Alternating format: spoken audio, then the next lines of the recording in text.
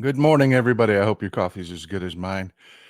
Wow, what a day. What a day. We've got quite a bit of news today. Let's get at it. I hope you're ready. I hope you've got your clipboard ready. We're going to do a little roundtable at the end of the show. Let's do this.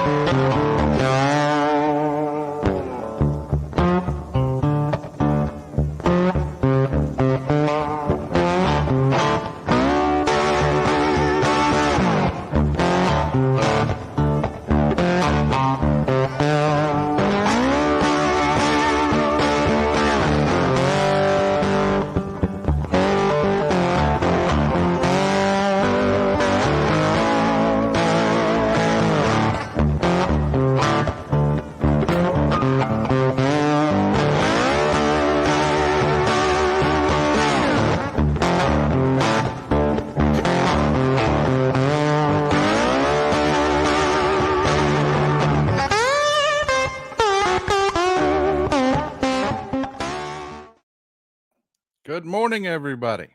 I hope your day is going as good as mine. Yesterday was election day. I hope you got to vote. I hope you got out there and did what we needed to do. Thank you, Peter Campbell. Yeah, smash that thumbs up button and hit the subscribe if you can. I appreciate you, folks. We have news that isn't breaking. It is news that didn't make the news. That's what we're going to start with today. I know that sounds insane. Paul, why would you start with something that nobody's talking about? Because I was right. Because I told you this would happen, and it happened. It happened. Yesterday was election day. What did I tell you would be happening in the lead up to elections every time there's an election? What did I tell you would happen? It'll happen next election too. Caravans. They didn't make the news, but they made it here. They made it here, folks. I have told you this is a coordinated effort. This is not an accident. Yes, we had another caravan. I'll even play the video for you. They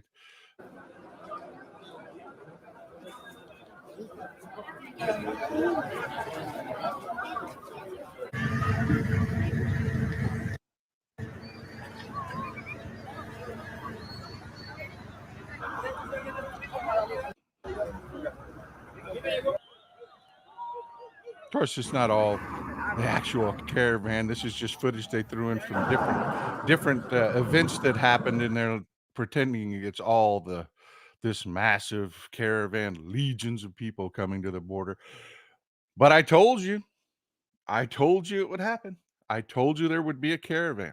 Every single election. There is no way mathematically anymore that this is coincidence.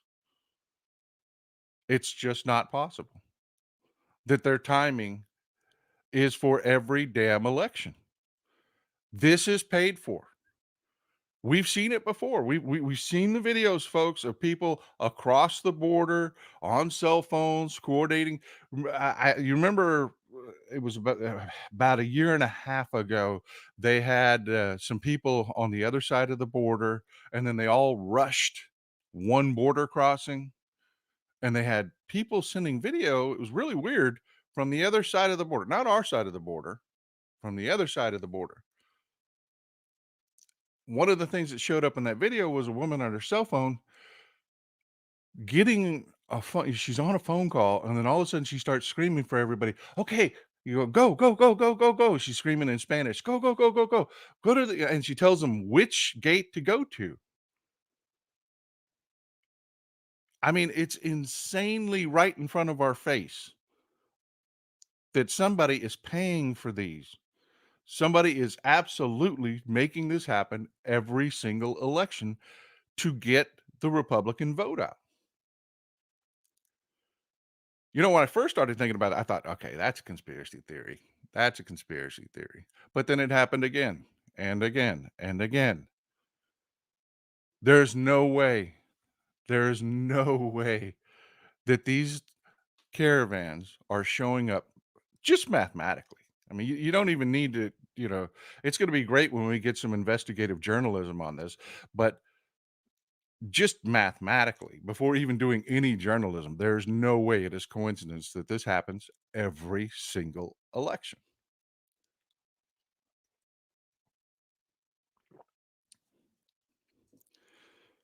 Facebook user, that I've never seen that before. Generic Facebook user. Evil Abbott is a full-on participant. Yes, he is. He is a 100% participant. He has nothing else. If you go to Greg Abbott's social media every day, all day, it's another picture of a panel of that stupid ass waste of money border wall going up.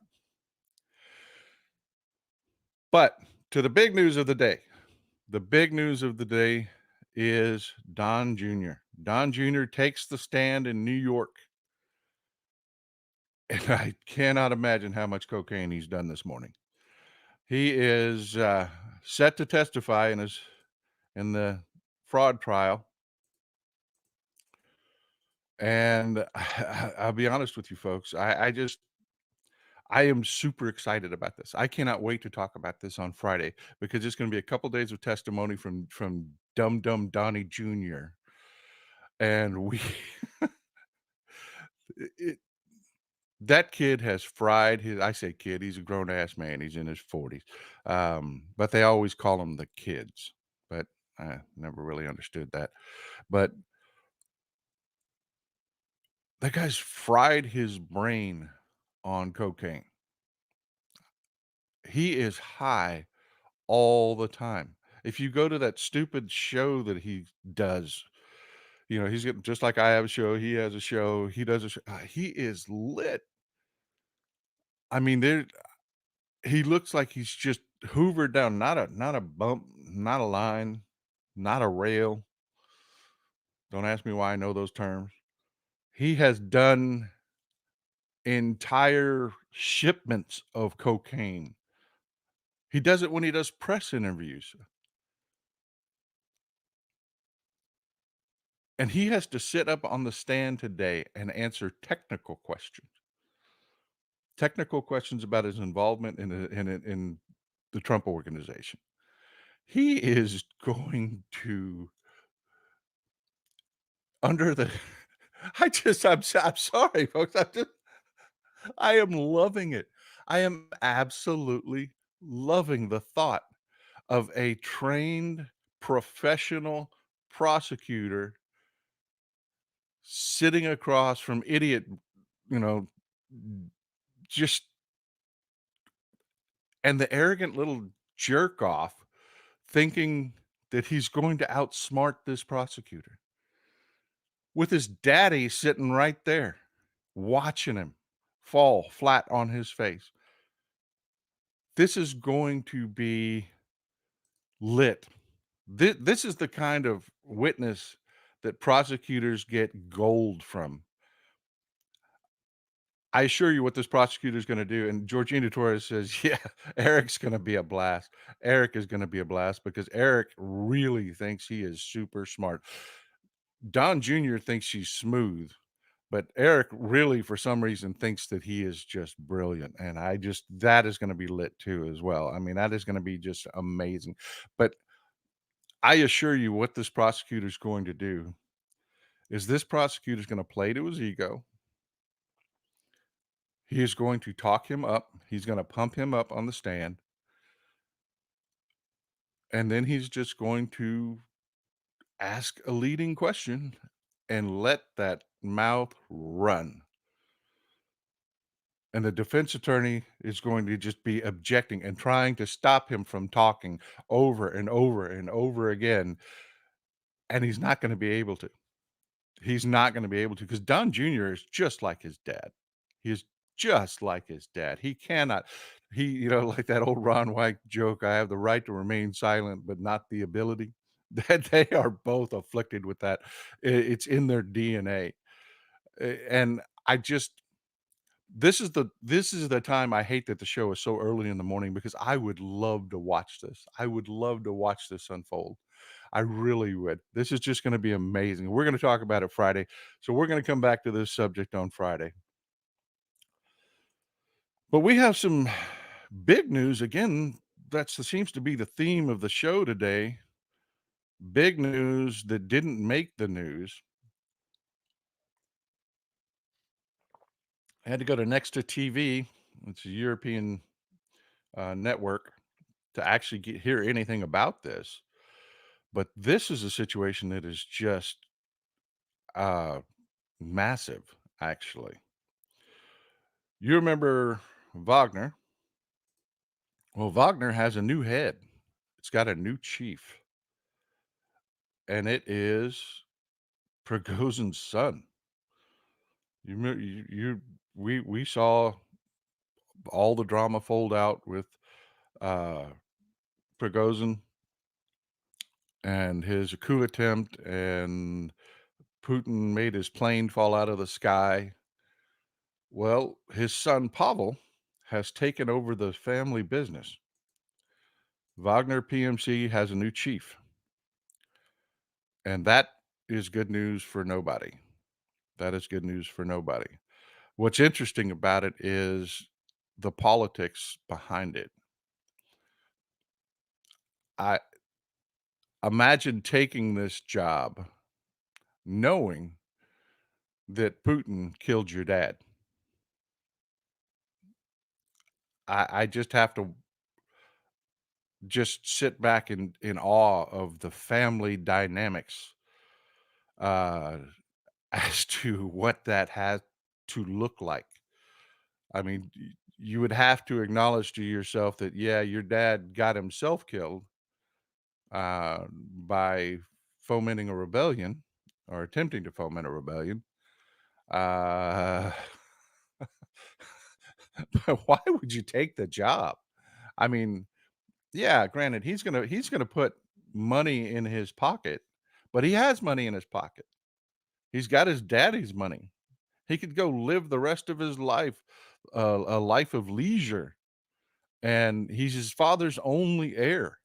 His father garnered hundreds of millions of dollars into his own pockets. This crossed my mind. Medusa, great comment. Vendetta, vendetta.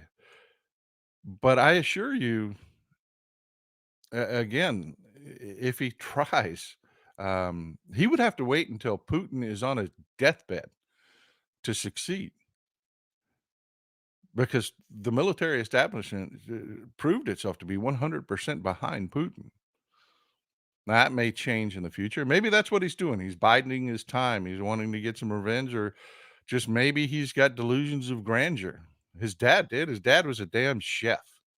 He was a caterer. He was a criminal who ran a hot dog cart business, then opened up a restaurant in St. Petersburg and made friends with one of the assistants to the mayor of St. Petersburg, and that assistant happened to be Vladimir Putin, and the rest is history. But there are questions about that.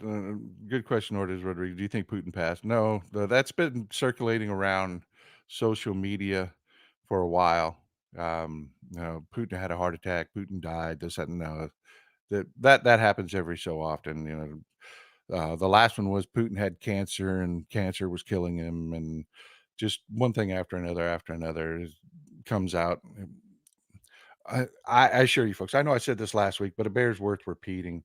Um, don't buy into these internet theories about Putin's health and whatnot.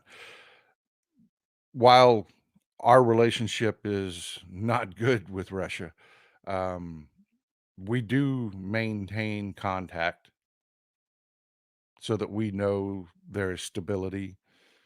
If something were seriously wrong with Russia, or pardon me, Putin, Ru- the establishment in Russia would reach out, defense minister to Secretary of Defense. Uh, Sergei Lavrov would reach out to Anthony Blinken and assure them that there was stability, and tell them what the plan was in case Putin actually died, and what assistance they would need from us.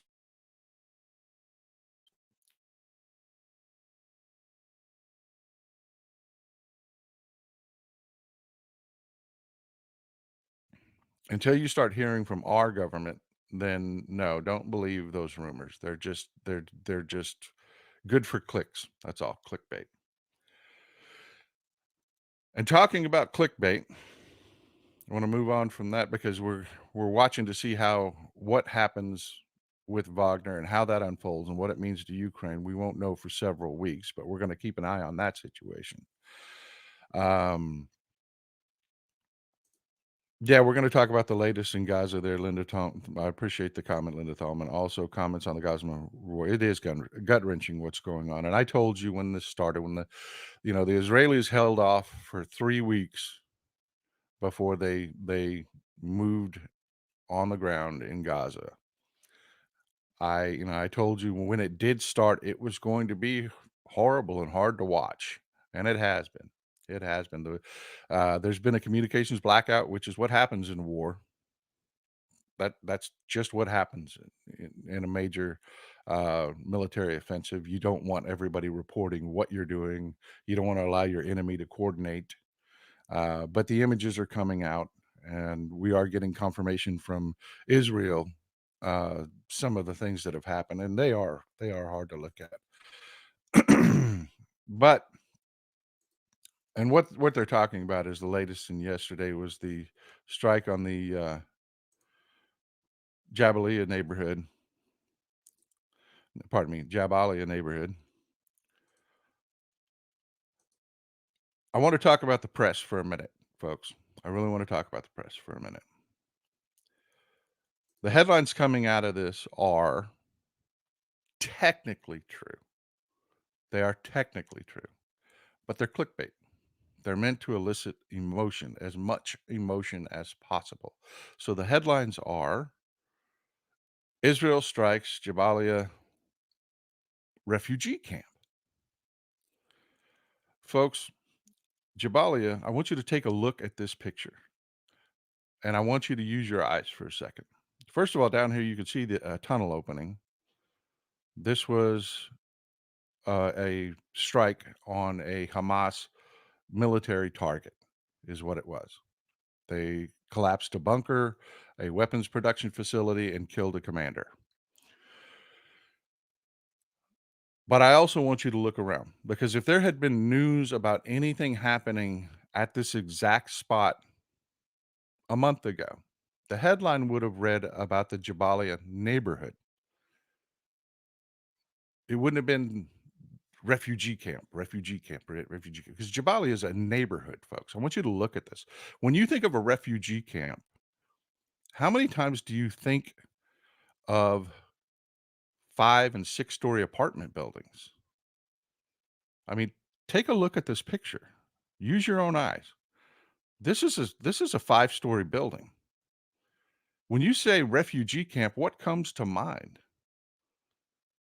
You know, I think about what we saw in South Africa, with the tin roof camps. I think about what we saw in India with the tin roof camps or the tents.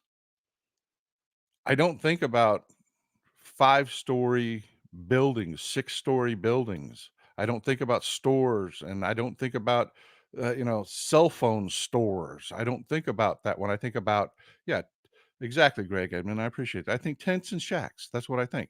That's not what this was. Jabalia was established in 1948 as a refugee camp.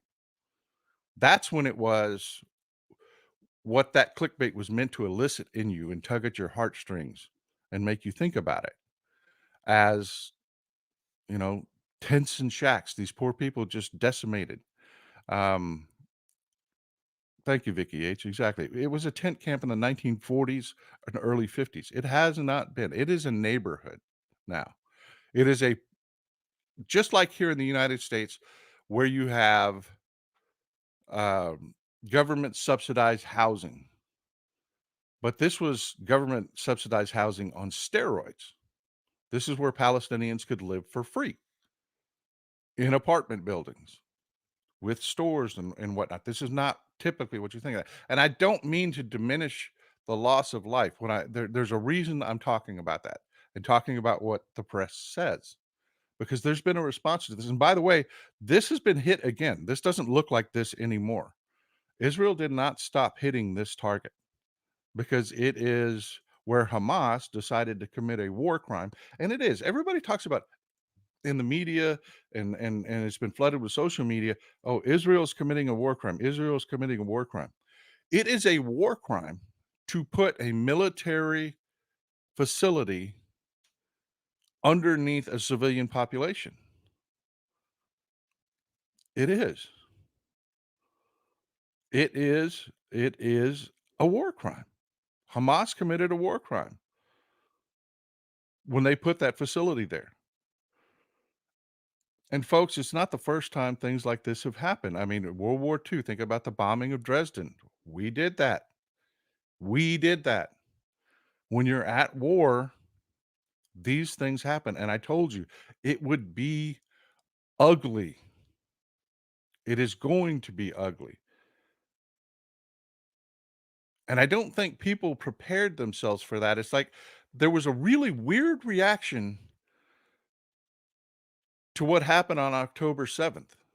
The press didn't show you the victims in Israel. They didn't show you the people that were kidnapped. You know, normally when you have people that are kidnapped, they'll show you their faces. None of that happened in the press. So it was like most people didn't realize that this was a war. And Netanyahu, who's corrupt and awful, and I'm going to say it again. I have to always qualify this when I talk about the man. I do not support Benjamin Netanyahu, and I think he needs to be voted out of office as quickly as possible. But when Netanyahu told people the next day, as he got reports of what had happened on the ground in Israel, that okay, this is war. We are declaring war. I don't think that sunk in with people that this was now a war between Hamas and Israel and what war means. You know, we leveled an entire city, two of them in Japan with nuclear weapons. Prior to that, we dropped incendiary bombs in Tokyo because we know most of the homes were built out of wood. That's war, and it's awful, and it's awful. But there's a reason they're at war. Right now, there's been a response to this. There has been a response to this. And I have to say, the headlines, it's a problem for me. Israel bombs refugee camp. That is meant to elicit clicks. And what's so bad about it and what I hate about it so much is these news agencies know we're not going to be talking about this in a couple weeks. We just aren't. I don't care how big the news is. People stop talking about it. Life moves on. As sad as that is, it's true. And these news agencies know that when they put this up for clicks, that this wasn't even like this wasn't going to last. They knew that we're going to get more reports on this. We're going to find out that more happened. We're going to find out what the military target was. But they did it anyways. It's like they've lost all responsibility because there has been a reaction to this. There has. Just like their irresponsible coverage of the Al Ali bombing, where the Palestinian Islamic Jihad hit a parking lot in a hospital with a missile. They went for days running headlines that Israel bombed a hospital. They ran headlines that said 1,000 people were trapped under the rubble of a hospital that wasn't destroyed. There was no rubble. But they ran those headlines and it blew up a summit that would have helped the Palestinian people. It was designed to do what's happened today. We have more news we actually have good news, folks. We actually have good news coming out of Gaza. Um, but yeah, these headlines matter. They make things happen. And this is one of the things that has happened.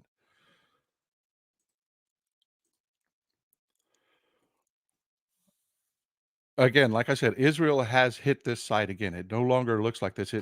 There's more destruction than the picture that you have seen.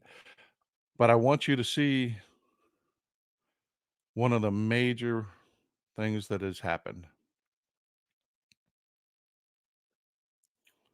Ah, damn it. They updated their website. I wanted you to see it on the news. This is from Al Jazeera.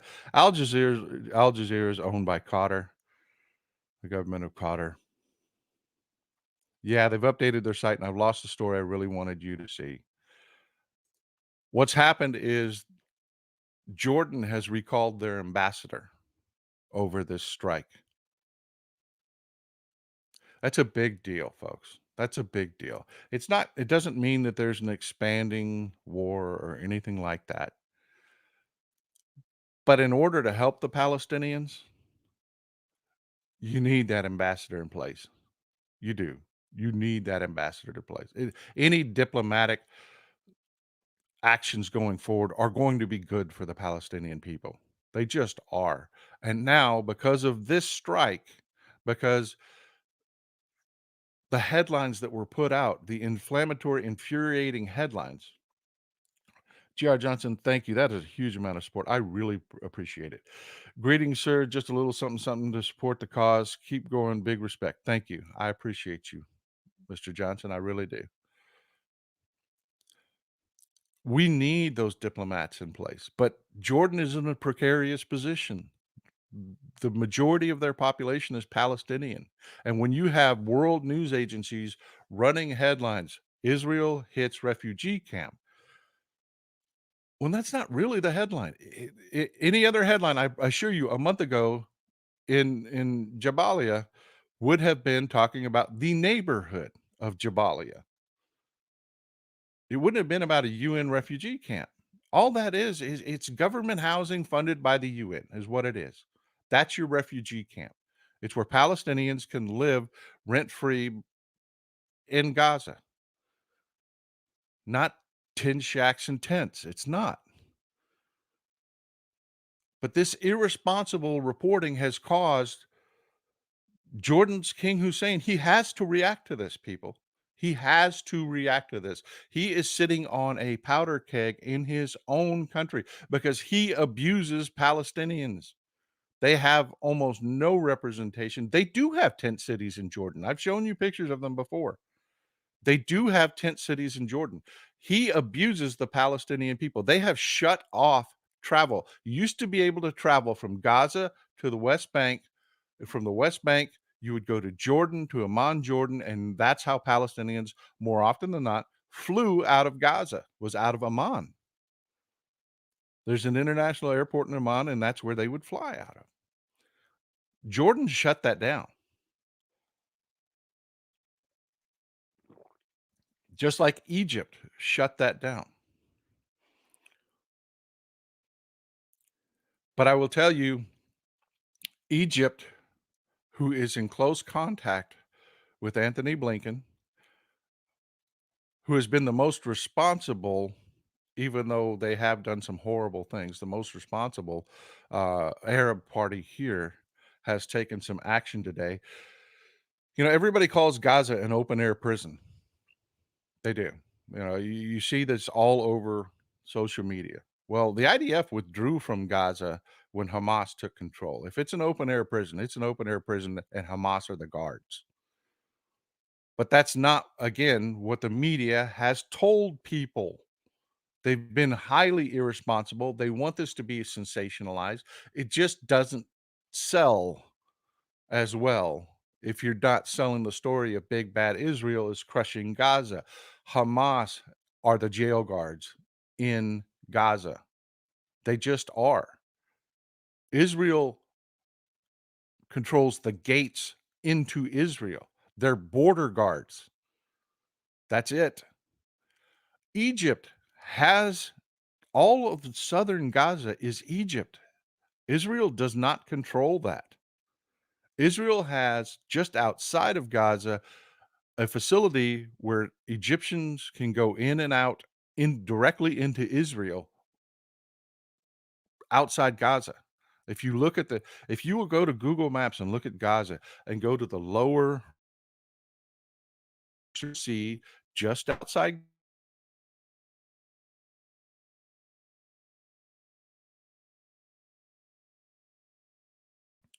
it's a commercial port.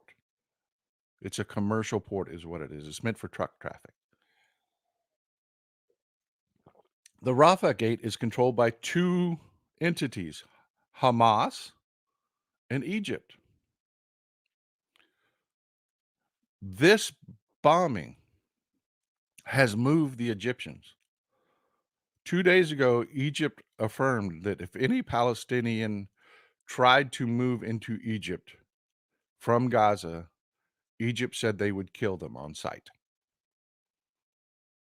Again, didn't make the news. You have to dig for it. The reports are out there. If you're willing to dig for it, if you're like me, a dumbass that'll sit there and battle depression constantly because my face is constantly in a monitor reading news, you can actually see that Egypt very clearly stated to all players, Israel, the United States, Jordan, Syria, they told everybody, if the Palestinians cross that southern border, we will kill them. Period. And we have been working with Egypt, despite what you see in the media and hear all over social media. We have been working with Egypt to please take Palestinians. Please give them a place to go. Today it happened. Today it happened. I'm very proud that Egypt has finally done this.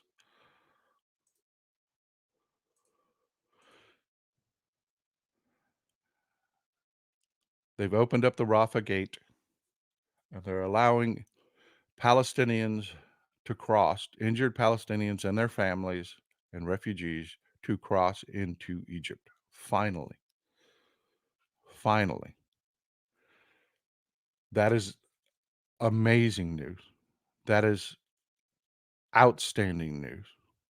That I can't tell you. You know, people have accused me, "Oh, you hate Palestine." I don't hate Palestinians.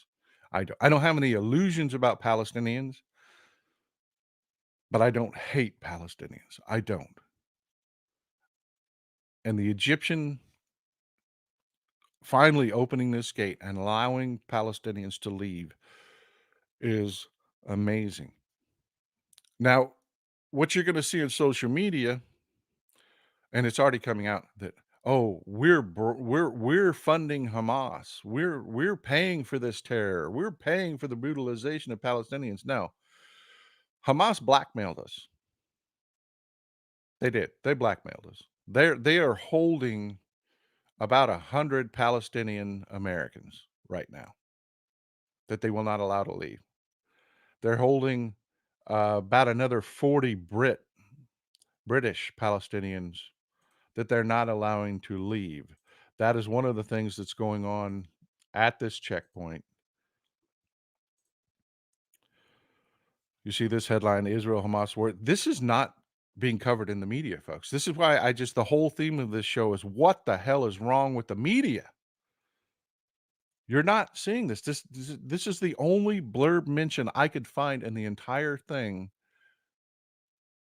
about the Palestinians being held by Hamas. Rafah crossing opens for first evacuations, but Brits remain trapped in Gaza. That's it.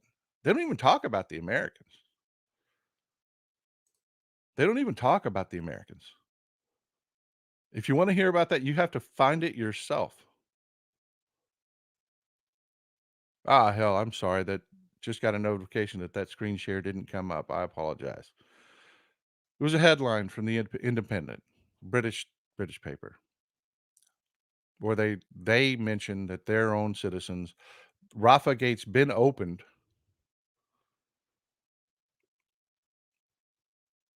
which is amazing news. You on a scale of 1 to 10, that's 100. But they're still holding the 220 hostages. They're still holding 100 American Palestinians. They're still holding 40 British Palestinians they will not let leave, because to get out the Rafah gate, you have to first go through Hamas. That's just insane to me that all we had was a a strike that everybody knew was coming.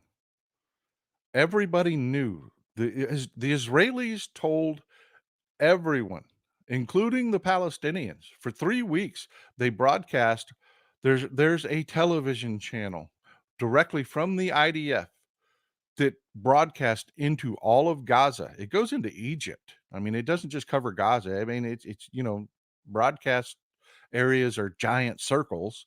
It covers all of Gaza and all the uh, area around it, and they broadcast in Arabic, so there wasn't a language problem, that they were coming, that this was going to happen, that there would be airstrikes, there would be bombing, they told them flat out, "We are going to destroy all of Hamas's infrastructure and kill all of Hamas. Don't be there." Hey, thank you. Thank you. Real Goshak says that ABC just announced that 5 of the Americans were allowed to cross into Rafah. I appreciate that. What's going on there is there are constant negotiations. Hamas is blackmailing us. They are blackmailing us. We have to pay them. I told you, I put a post up on social media yesterday. I'll pull it up right now.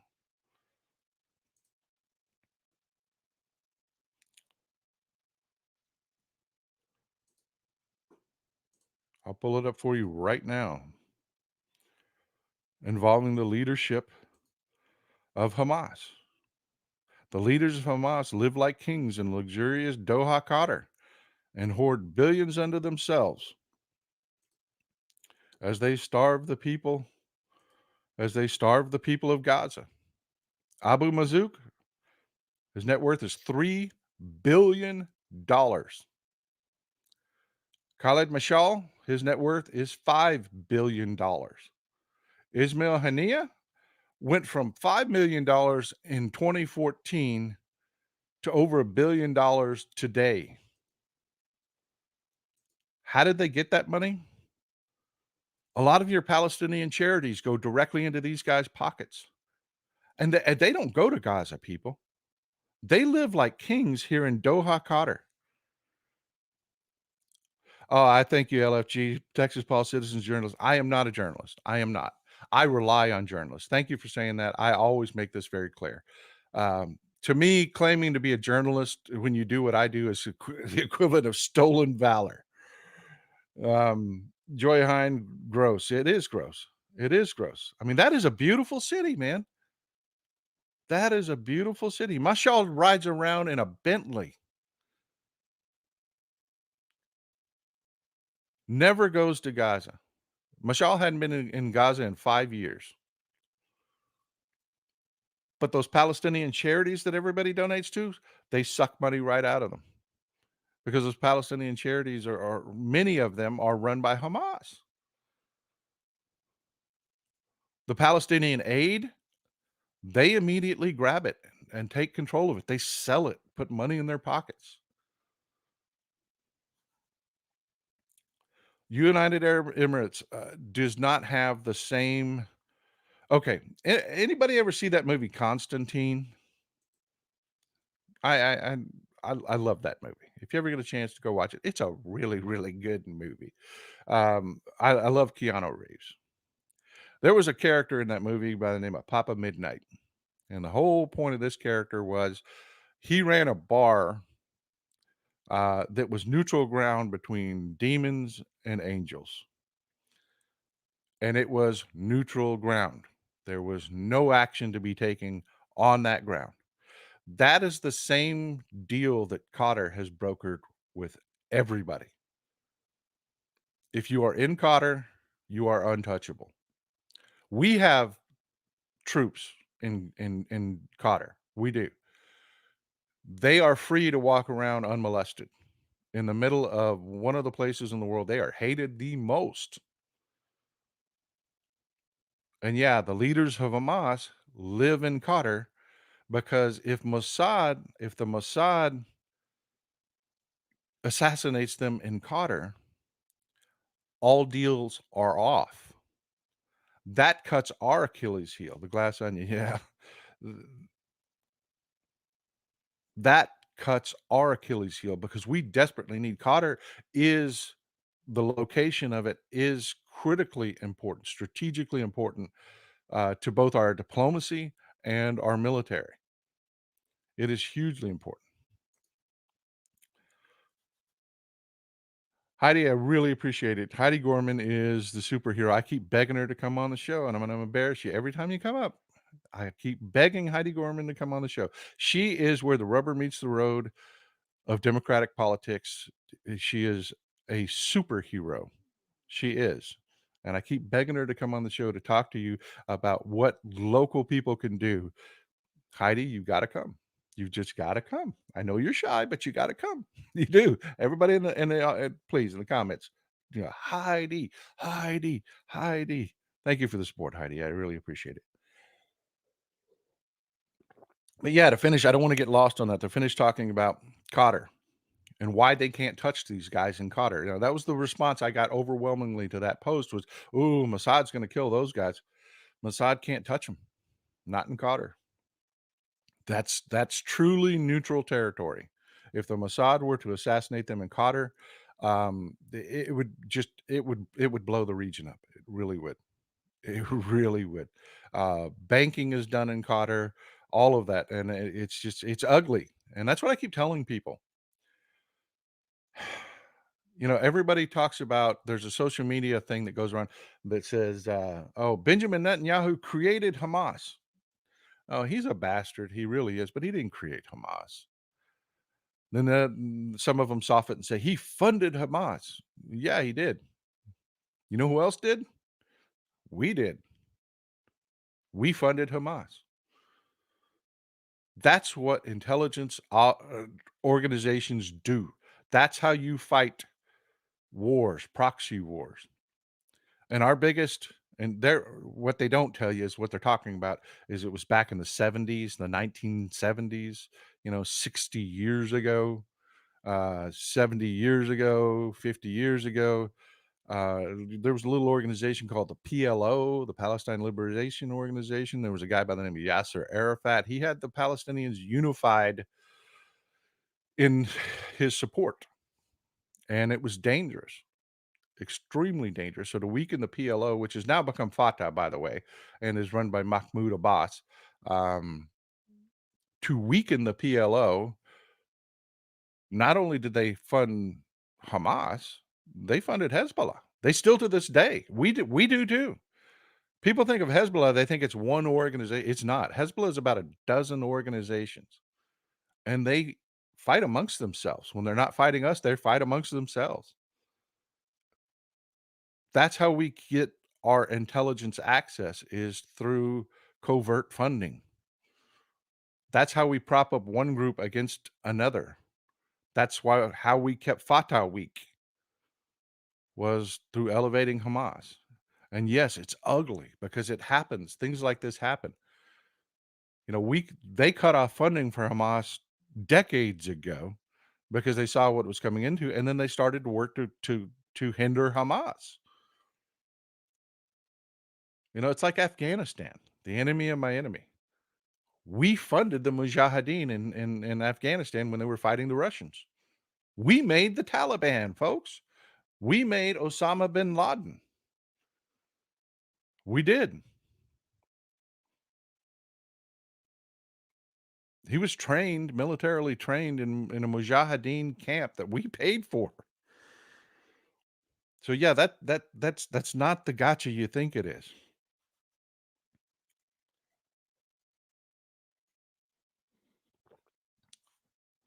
But I really want to leave you with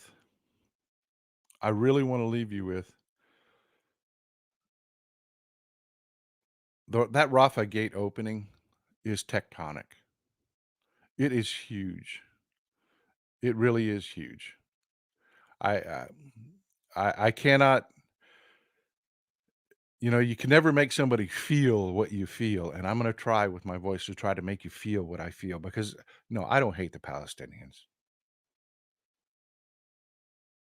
Or Jabbar.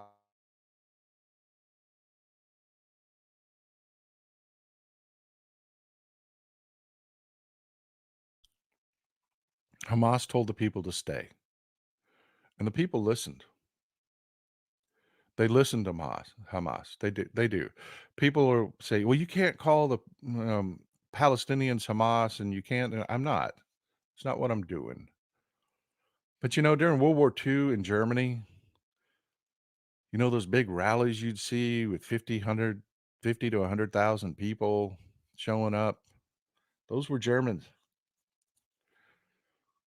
And just like in World War II, the German people supported their government.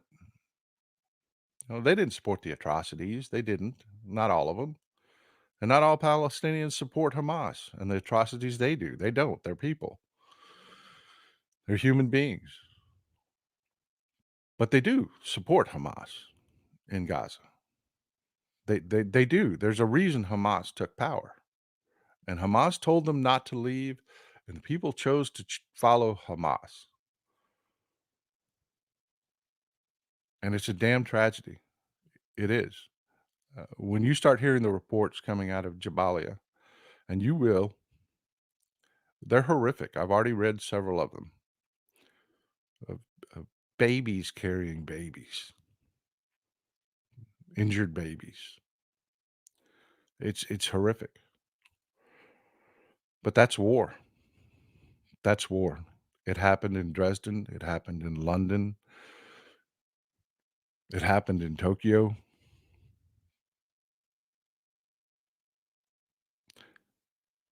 So when I say the Rafah gate opening up is a big deal, and those people having some place to go out of that hell, even if it is to a real refugee camp, which is gonna be horrible, it's gonna be tents in the desert. Yeah, it's a big deal. It's a really big deal. Well, folks, we're running low on time. It's a weekend show. I don't wanna run over into Tony's show. I don't wanna run over into Hal's show. Any questions or comments that you have, yeah, I will tell you the truth. I will tell you the truth. Throw them out there.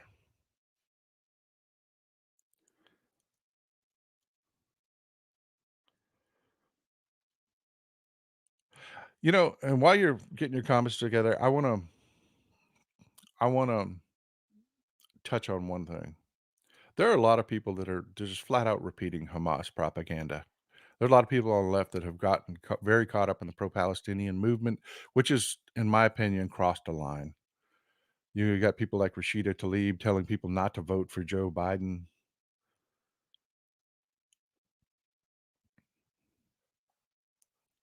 It is election time, folks. Pay attention.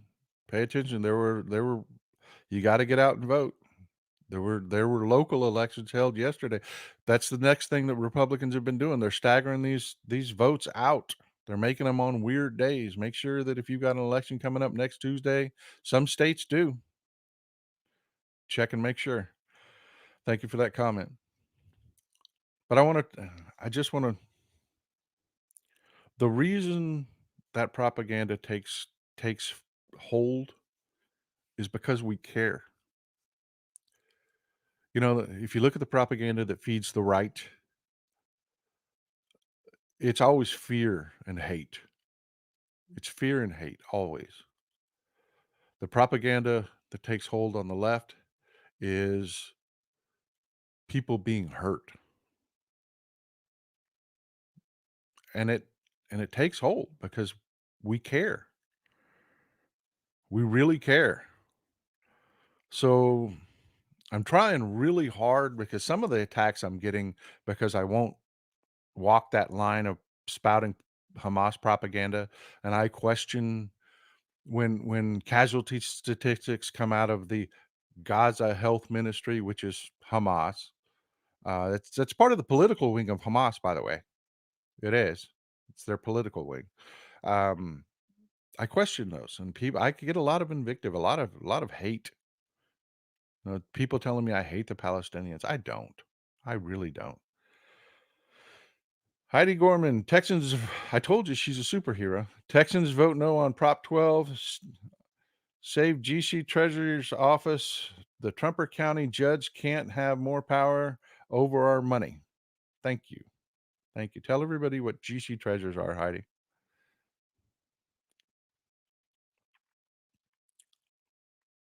No, no results yet because we're still voting.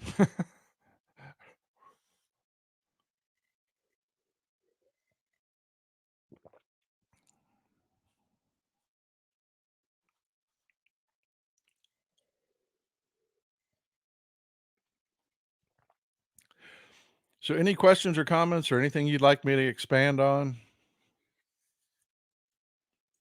This is great comment. Evie's aunt, always great comments from Evie's aunt. I'm telling you. I don't know who Evie is, but she must be wonderful because her aunt is the boss. I'm telling you. The left is failing to analyze and fact check their information. Just a few minutes, you can tell that it's misinformation.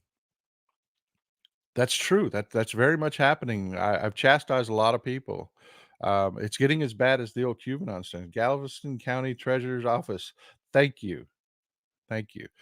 Heidi is down at our beautiful coast down in Galveston County, by the way. So she is in tune with what's going on down there. Diana Turner says, all we are saying is give peace a chance. That is a great comment. Unfortunately, wars happen. Trina, glad you could be here. Am I saying that right? I say Trina. Is it like the E is pronounced with an A sound? Is it? You need to give me a phonetic on that one. I hate mispronouncing people's names. And you're always here, such a great audience member. I'm sorry I missed your show today. I had to fight with my computer, Mr. Textfile. I will be here next. Oh no. Hey, glad to see you here. Glad to see you here. Um, I lost track of what I was saying. Let's just find a more good comment. Gary Ryan says Hamas does not represent all Palestinians any more than maggots represent. That is true. That's 100% true. It is. But Gary, you do have to acknowledge the fact that Hamas enjoys the support of the majority of Palestinians. They do. Not because they're evil, because Gaza is inundated with the same propaganda that's flowing out all over the place. I I had an argument with a guy that was insisting that all of Gaza had been leveled. I'm like, guy, look at your own picture. There's damaged buildings, but there are buildings behind that are still standing. You know, there are still buildings there. Oh no, they've all been destroyed. I'm like, guy, your own picture, there are buildings. And he's like, oh no, they've all been destroyed. You just it's war, and this happens every war. The things that get said here in the United States during World War II, there were people that very much supported Germany, and all throughout the war disseminated information that came out of Germany that wasn't true. It just happens. But I don't hold any illusions, okay? I just want to be very clear about this because a lot of people have said that I hate Palestine. I don't hate Palestinians. I don't agree with the protests that are going on. I don't agree with all the protests that are going on. I really don't. I really hate the fact that there are now people going around Paris, painting stars of David on Jewish people's homes and businesses. I really don't agree with that. But do I blame all Palestinians for that? No, I don't. No, I don't. But you have to acknowledge that if, let's say, by magic, I wave my hand, war's over. Even better, Palestine has their own state. Is that state our ally? No, it's not. It's not. The majority of Palestinians really don't like America or Americans. And if they got their own state tomorrow, they would not be our ally. They would be like Syria. They would be like Iran. They would be like Lebanon. So, yeah, I can say I hope these people get their own state, and I hope these people quit being attacked and they can live without abuse and death and destruction. And I hope for all of that. But I have no illusions that they are going to be my ally when this is over. They aren't. Peter Campbell, call and email all congressional leaders, both parties. They work for us. When you're in the leadership, it doesn't matter where people are from. Tell them leadership works for all of us. I agree with that, Peter Campbell. I do. I really do. I have a question. You are about. We're going to run. Actually, I want to throw this question out there, and maybe we may run a minute or two long, but I want to ask you people this. This is a question that actually kept me up last night because I was reading. I told you the the reports coming out of Jabalia are awful. They're horrific. They are. And one question that really, really kept me up last night is how many times did you think Hamas was going to get away with the same playbook? That they were going to have car bombings, suicide bombings, terrorist attacks, the October massacre where 1,000 Hamas trained terrorists crossed into Israel and murdered and kidnapped. Still have 220 people kidnapped. How many times did you think they were going to be able to do that and then go hide behind the civilian population of Palestine?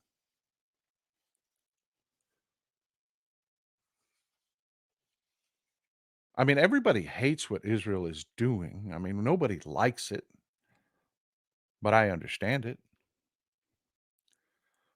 I understand it. I mean, how many times? I mean, was there going to be a last time that they were able to use that tactic? There had to be a last time, right? And it's looking like this was the last time.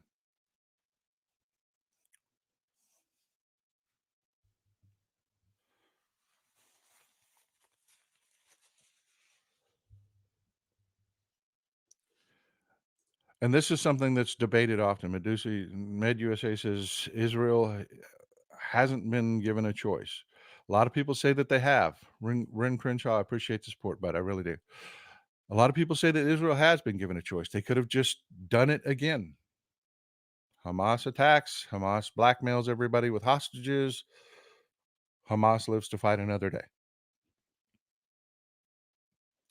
My question that it just rattled around in my head all night last night. It did. I didn't get much sleep. How many times was that going to happen before the world and Israel said, "No more. I'm sorry that you're choosing to hide behind your own people, but no more." And I think that's what we're seeing right now. And that's why I keep warning people, it's gonna be ugly. It's gonna be really, really ugly. So for the next few weeks, we're gonna get our hearts broken. But I will tell you this, ending Hamas is going to be paid for with the lives of young Israeli men and women. Because while the IDF is a true military organization, well trained and well equipped fighting terrorists, some of them will die. Not every Israeli soldier that walks into Gaza is going to walk out. They aren't. And as we watch Israel stand up and say, because the IDF confirmed, they said, yes, we did that. We dropped bombs into Jabalia, and then they did it again today. Israel is saying, this is it. We are really ending Hamas this time. And I'm grateful. I am. I hate what's happening to the Palestinian people. I hate that this whole situation got here, but I am grateful to the Israelis for doing it. And Amy points out a real truth here. Another group will just replace them. Yes, another group will try. That's why people said, well, why don't they just kill the lead, destroy their infrastructure?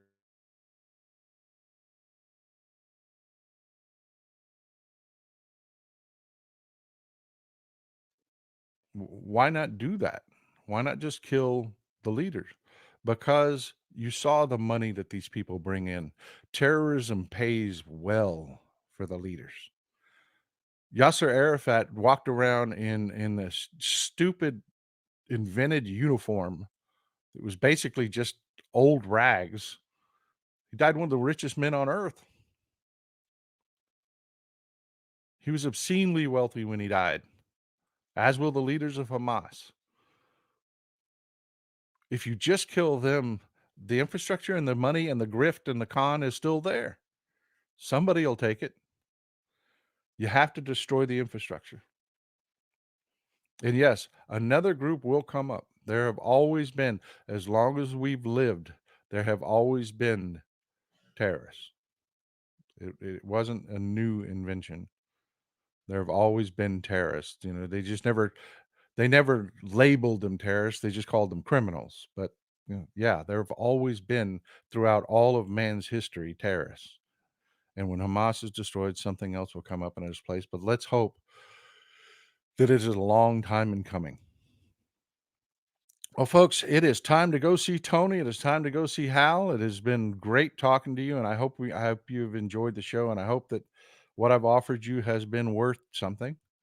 Um, please enjoy the fact that Egypt has changed its position from "we will kill every Palestinian that crosses the border" to they are allowing refugees in. That is huge. That is incredible. Enjoy that. Enjoy your day. See you Friday.